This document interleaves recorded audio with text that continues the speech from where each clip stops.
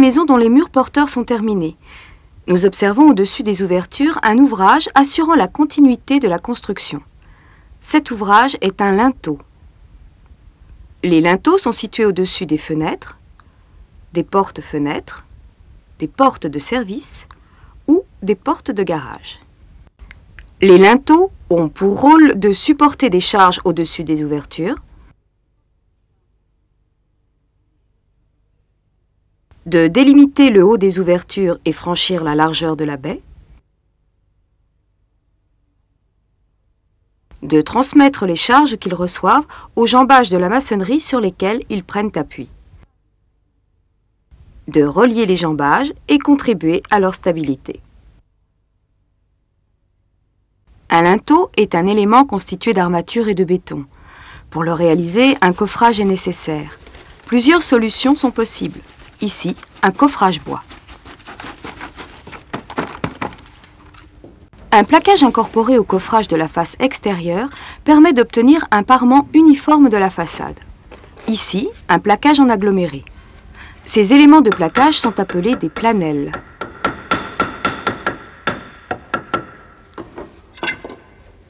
Planelle en béton aggloméré pour une construction en agglo. Planelle brique pour une construction en brique. La solution préfabriquée permet de simplifier le coffrage. Ici, un linteau préfabriqué avant coulage.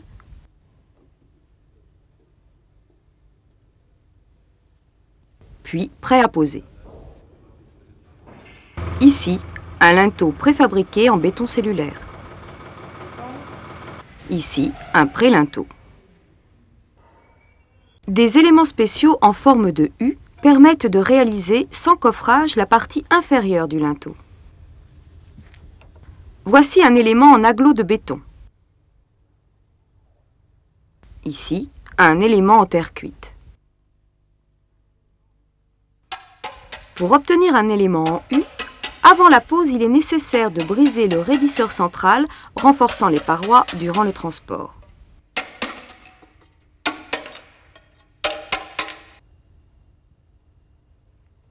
Ici, un élément en béton cellulaire. Pour des portées inférieures ou égales à 2 mètres, l'appui des linteaux doit être de 20 cm minimum. La surface de repos doit être horizontale. Pour des portées supérieures à 2 mètres, la longueur minimum d'appui sera de 1/10 de la portée. La portée se mesure de jambage à jambage. Il faut éviter les coups de sabre en décalant l'élément d'appui par rapport à l'élément inférieur. Voici le coffrage d'un linteau terminé, prêt à couler. Divers éléments sont nécessaires pour le réaliser. Des étais pour soutenir le fond de moule, ainsi que des traverses et des chapeaux d'appui. 2 planches filantes pour supporter le fond de moule. 2 serre-joints pour maintenir les planches filantes. Des traverses de calage du fond de moule. 2 chevrons et 2 serre-joints. 2 joues pour coffrer les parois latérales verticales. Un fond de moule, élément horizontal pour coffrer la sous-face. Et l'armature du linteau. Avec le plan de réalisation, le maçon contrôle les mesures de l'ouverture.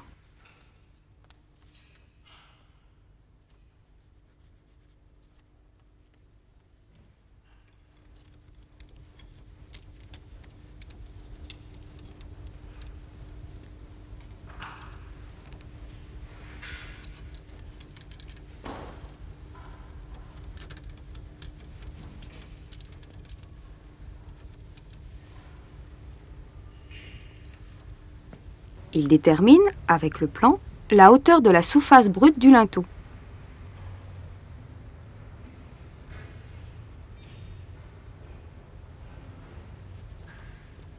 Il contrôle les épaisseurs des bois utilisés.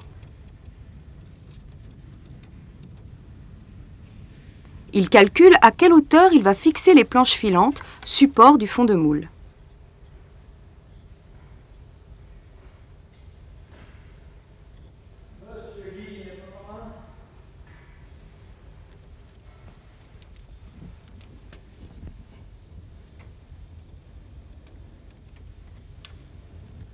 Il trace cette hauteur de chaque côté de l'ouverture à partir du trait d'emprunt.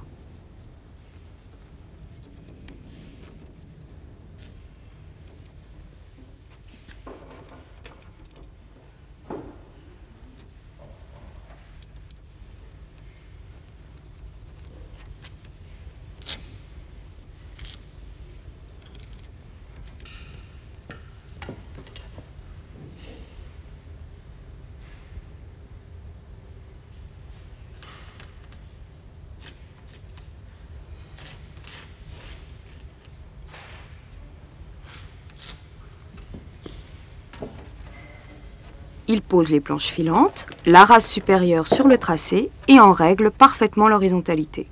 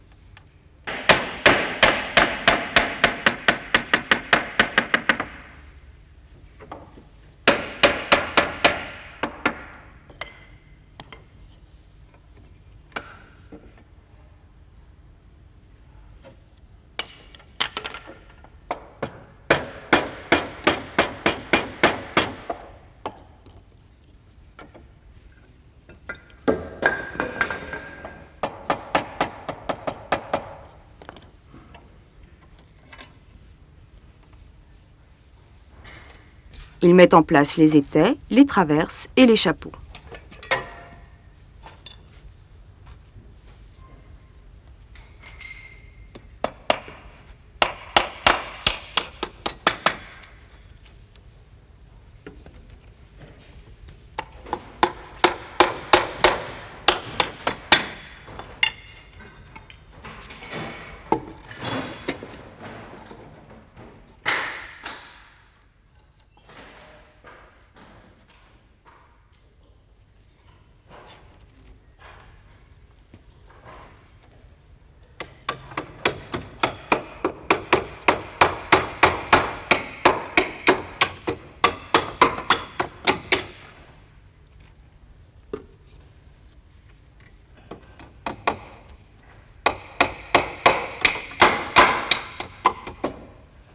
Les étais sont cloués en bas et en haut par mesure de sécurité.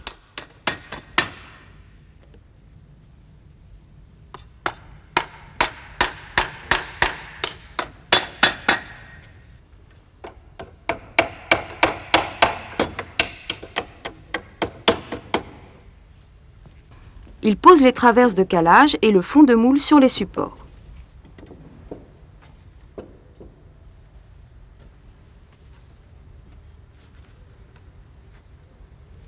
Il contrôle la hauteur du fond de moule par rapport au trait d'emprunt.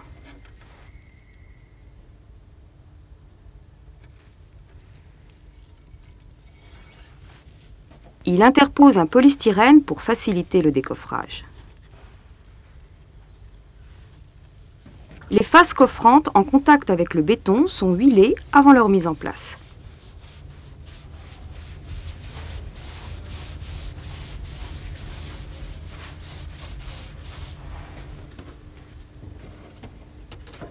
Ils mettent en place les joues et les blocs avec des serre-joints.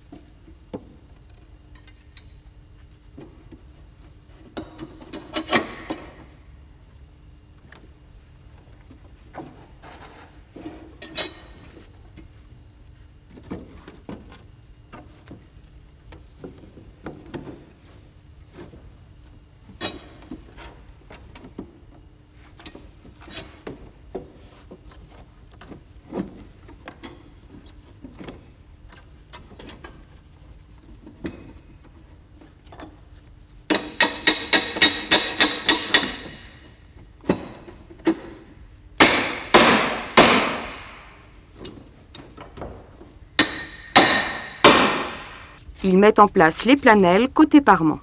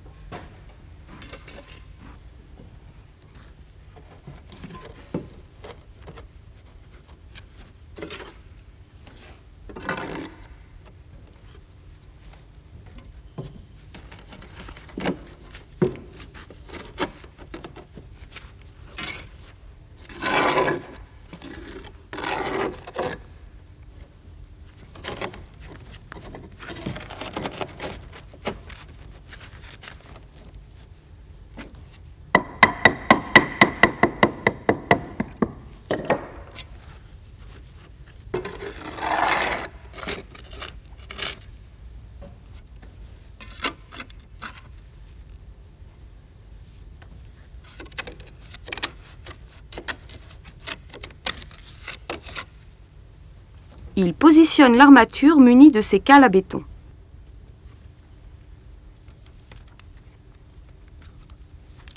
L'armature doit se prolonger sur la longueur d'appui aux deux extrémités du linteau. Les armatures utilisées sont préfabriquées ou bien confectionnées sur le chantier. Le maçon contrôle, avant coulage, les longueurs d'appui et les dimensions du coffrage.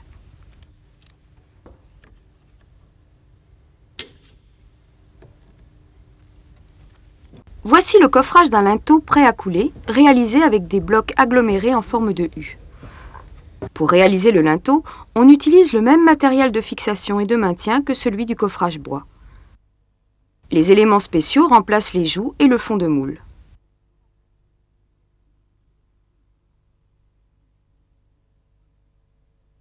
Le maçon contrôle les dimensions de la baie.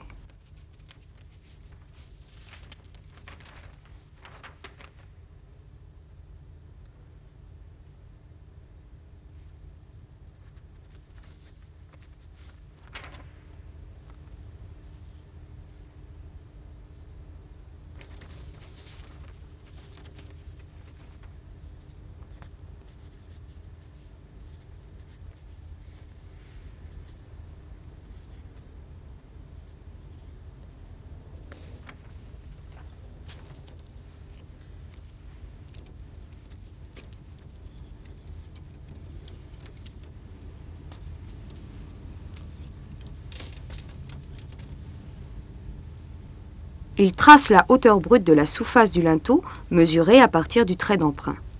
Il tient compte de l'épaisseur d'enduit pour déterminer cette hauteur brute.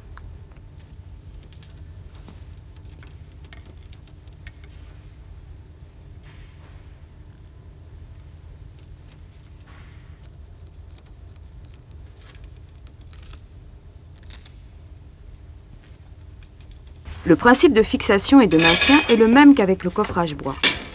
Il positionne les planches filantes.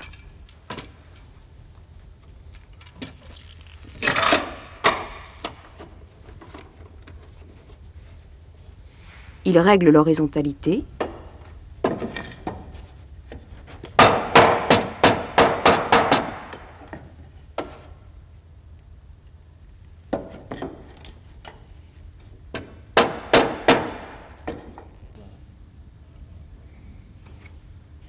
Il positionne et fixe les étais, les traverses et les chapeaux.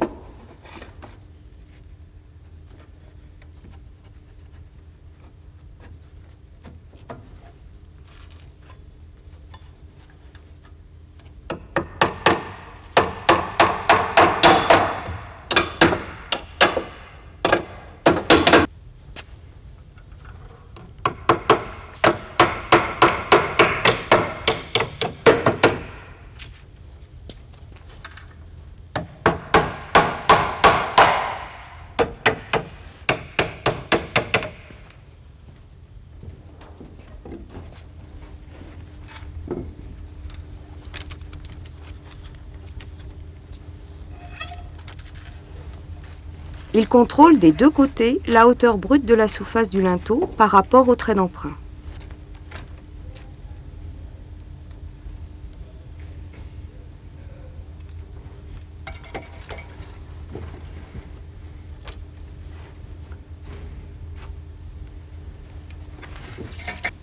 Il trace l'emplacement des éléments préfabriqués.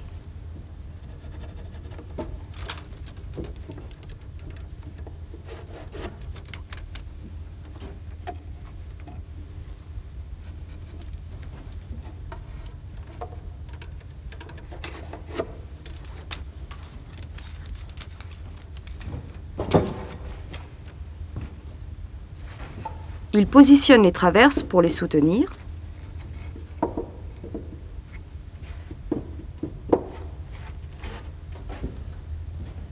Il scelle les deux éléments d'extrémité aux appuis.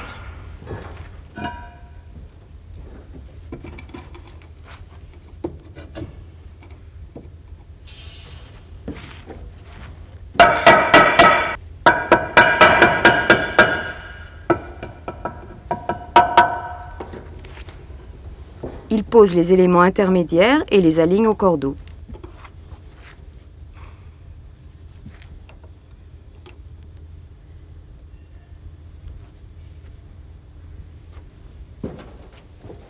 Pour garder l'alignement, des raidisseurs sont disposés de part et d'autre des U.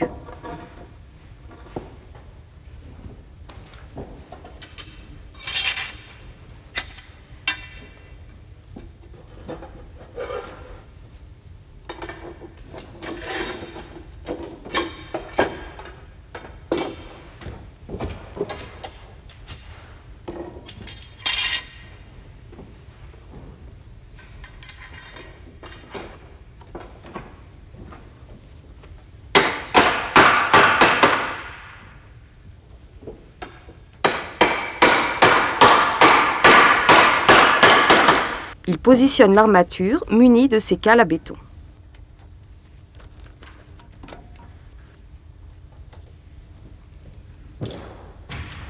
L'armature doit se prolonger sur toute la longueur de l'appui, aux deux extrémités du linteau.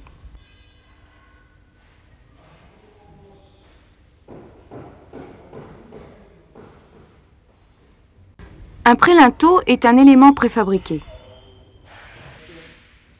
Le dessous est d'aspect fini, le dessus est rugueux pour adhérer avec le béton coulé en place.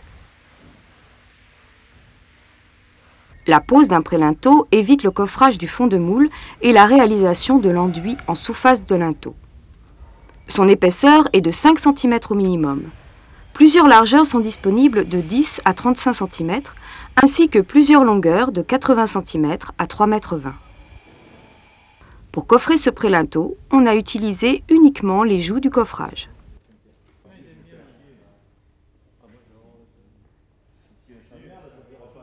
On calcule le béton nécessaire pour le coulage du linteau.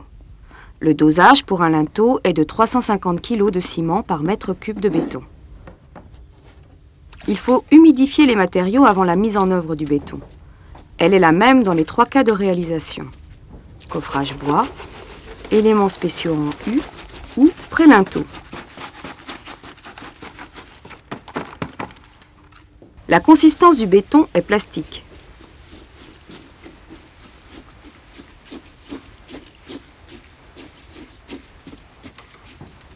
La compacité du béton est obtenue par paire-vibration.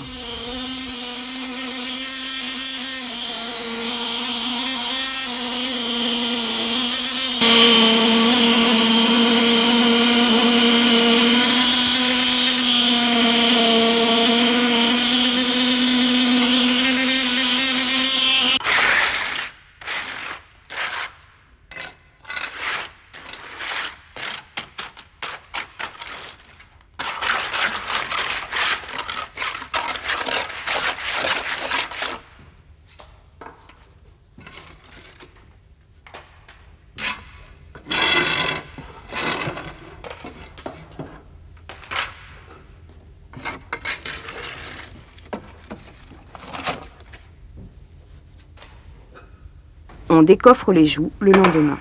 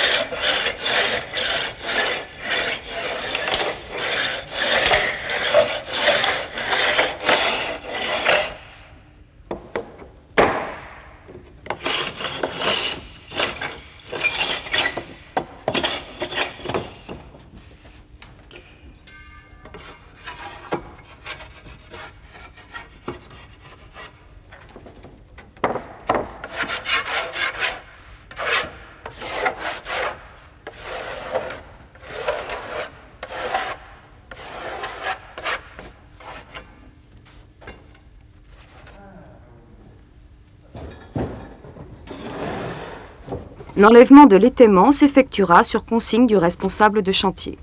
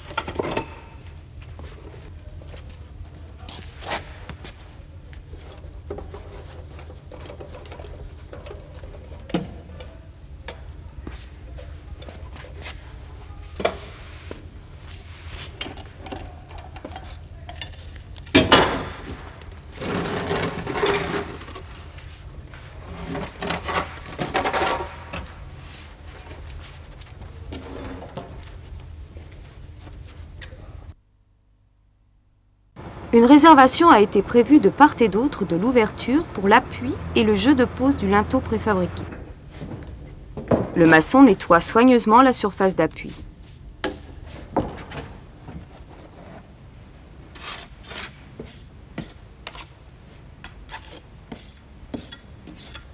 Il garnit les surfaces d'appui d'une couche de mortier-colle rainuré.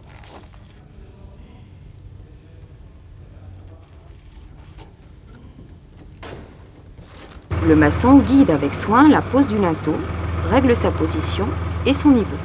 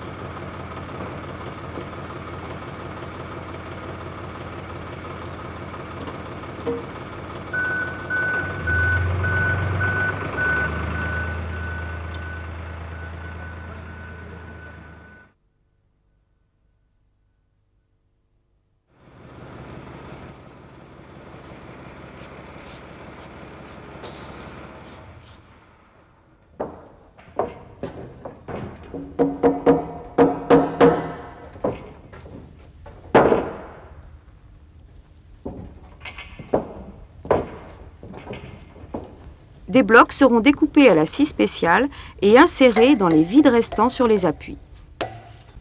Le maçon nettoie soigneusement la surface d'assise.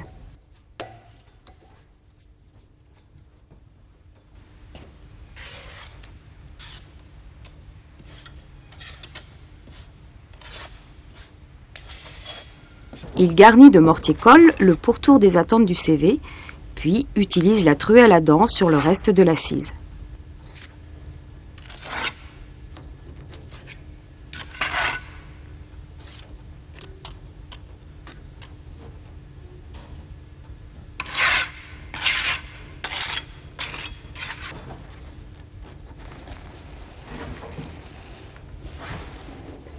Le fond de l'élément spécial U d'about est découpé pour assurer la continuité du CV et de son armature.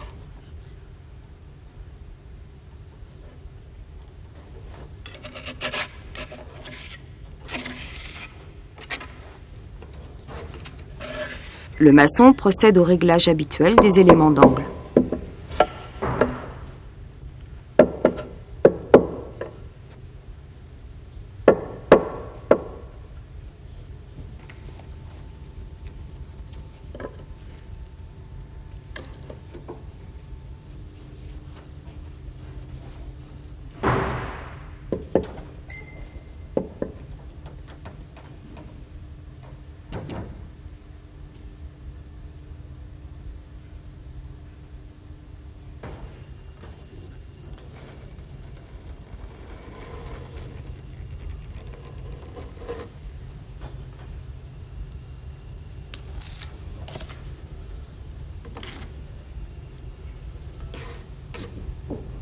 Le maçon pose ensuite les éléments spéciaux intermédiaires en s'aidant du cordeau et du maillet pour régler le niveau.